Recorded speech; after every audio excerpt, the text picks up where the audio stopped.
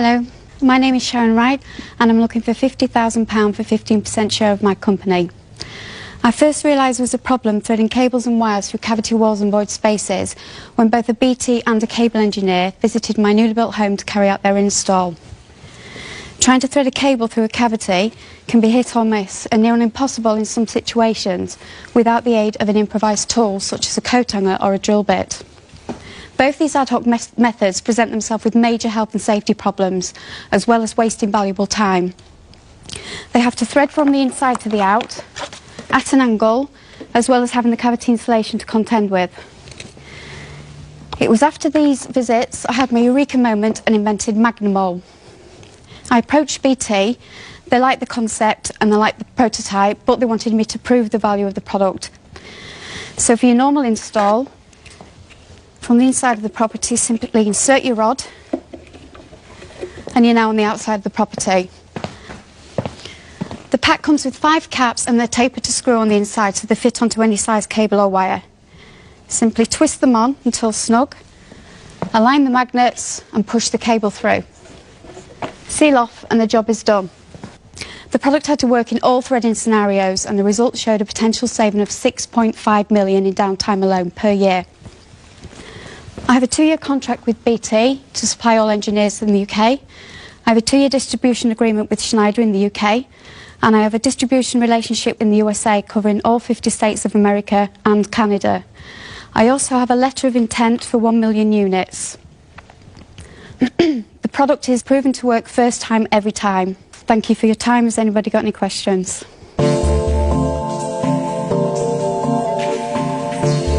It's an impressive start by Sharon Wright from Scunthorpe, who wants a £50,000 investment in her time-saving cable threading accessory.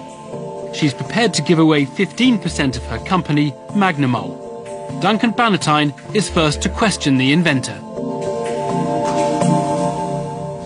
Sharon, I'm a bit taken back. It sort of seems too good to be true and too simple.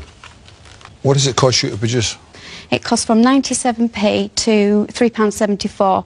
And what do you sell them for? To wholesale, I'm selling them out from anywhere from £5.70 minimum up to £12. So they're costing you £1, you're selling for £5? Yeah. Okay, how many have you sold? 36,000 I've sold that I've invoiced and been paid for, and I've got another 11,500 units that I'm waiting for call off from BT contract.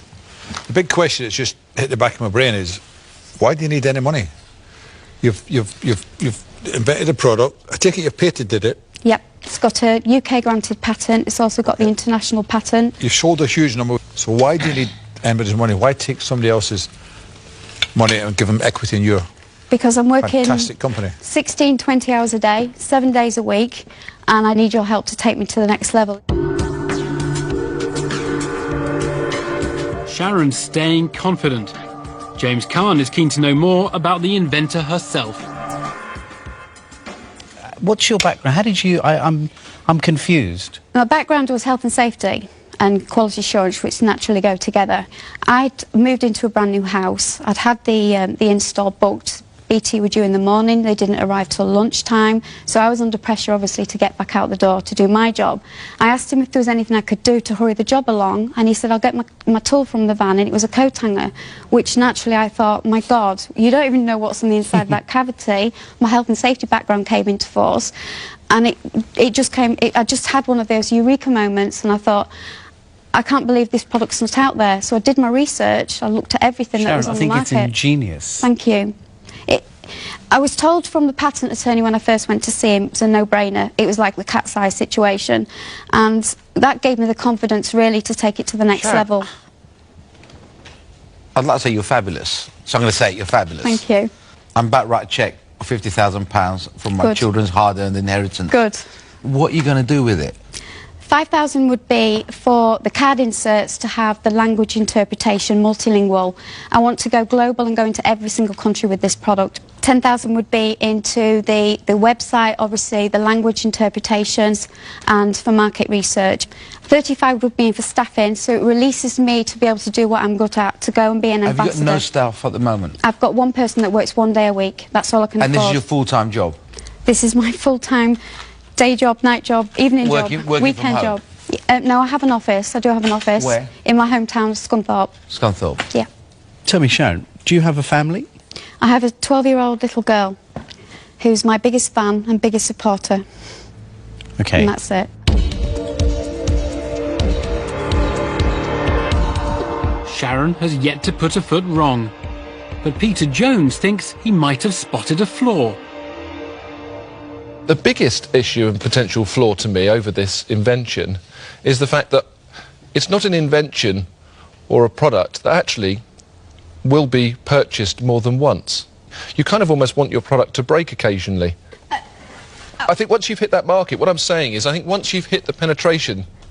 I wouldn't agree, because my next product, my next invention, takes the cables down the inside of the cavities, but you have to buy Magnamole to be able to retrieve it. And that's why the distribution chains that I've got, I'm working towards longevity. I told you. I think you've done amazingly well, I really do. So I'm not going to declare myself out yet. I'm going to sit tight and wait to see what the dragons do. It's been a clean sweep of praise for this entrepreneur and her product, but Sharon has yet to receive an offer. Is Deborah Meaden prepared to invest? I've got to say, you're great. Thank you. Present well, you've done a fantastic job, you know. I think we're all sitting here thinking, what do we ask? She's brilliant. But I'm not understanding exactly what you're expecting from an investor. Are you looking for contacts? Are you looking for office space, office support? Very specifically, what are you after? I think I could have moved this a lot quicker. I'm quite disappointed in myself for taking 2 years to get from the idea... I wouldn't be, Sharon. I should be quite pleased with yourself. I think this is the first time ever in the den someone has come in and all 5 dragons' jaws have dropped No, to you're very the good. floor. So do Thank not you. be disappointed. Yeah. Thank you. Yeah. But for me, just having someone at the end of the phone, so I'm not up 23 hours of the night and only getting 1 hour's sleep, because some decisions take me a long time to make them, and I still battle with them, and I have made mistakes along the way, but still just having that confidence as somebody who's been there and done it, that's priceless to me. It's absolutely priceless to me. Sharon, can I ask you one question? Yes. If you had a magic wand, Yep. this was your magic wand, Yep. and you went, Yep. what would you like to happen as you walk out the den? To receive the £50,000 for 15% share of my company. From? From particular dragons. From James and Duncan, if I'm being honest. Okay.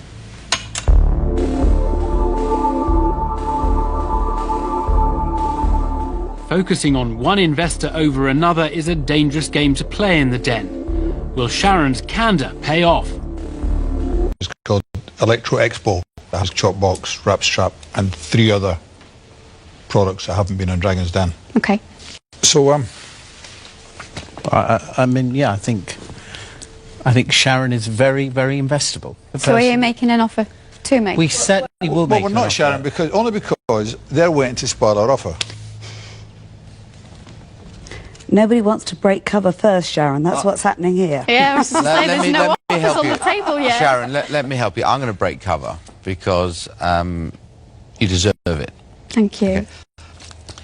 Duncan and James have already said they're happy to make you an offer. You've already said you've come in the den looking for an offer from Duncan and James. Okay. As far as I'm concerned, I'll be more than happy to underwrite what you asked for, which was 50,000, 15%. So Thank you. I'm your insurance policy here. Okay. In a bid to flush out a potential offer from his rival dragons, Theo Paphitis has shown his hand. But it's not gone down well with Duncan Bannatyne. I remember, Sharon, we had a fantastic young lad who came in front of us, who had a retail product. And I remember saying to the young lad, you know, it's a fantastic product, and the best person for you to develop that product is Theo Paphitis. And I pulled out, and I let Theo do the deal with the lad. Yeah. Obviously, these 3 dragons are not as honourable as me, and they won't do that. Duncan, make her an offer. You can do it. She wants you to. Make her an offer. Can James and I go to the back of the room? Just shoot it. It's a bizarre Den moment. Will James Caan and Duncan Bannatyne come back with a tactic to outfox their rivals?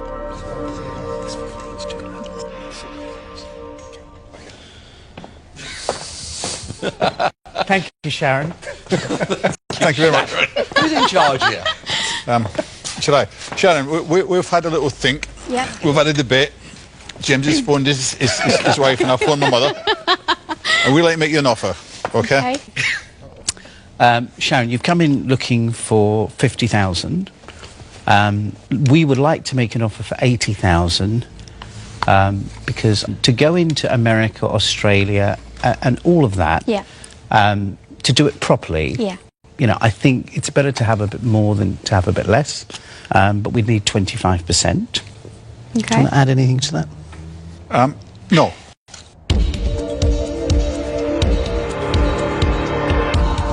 Sharon now has an offer for more money than she came in for, but in return for much more equity. Is Deborah Meaden prepared to take on Sharon's preferred dragons to clinch the deal?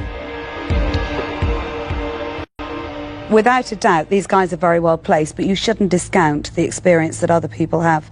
Because to be honest, getting over to the overseas market in one area is quite similar to getting into overseas market in other areas, and all of us have experience in doing that, and certainly nobody ever complains when they work with me.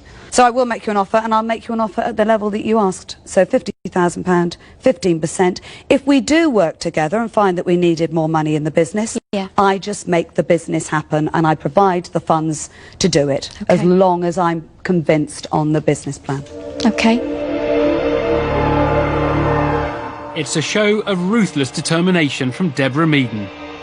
Now, Peter Jones is ready to tell Sharon where he stands.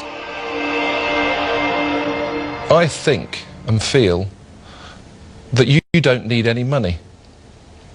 And I think you need an individual or individuals that are going to take this product, help you take this product and expand it, and I think it's going to go potentially global. And I think I'm going to shock everybody by saying I'm going to declare myself out because I think that Duncan and James are the best place to take your business forward. Okay.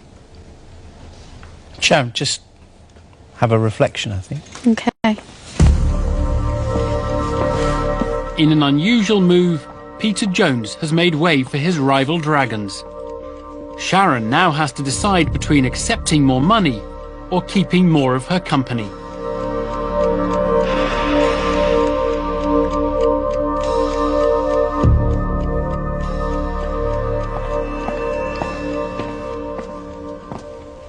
Thank you for your offer, everybody.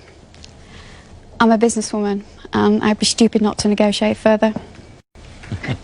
Would you go for 20%, and I'd be happy to do the deal with you two guys? Would you meet us at 22.5?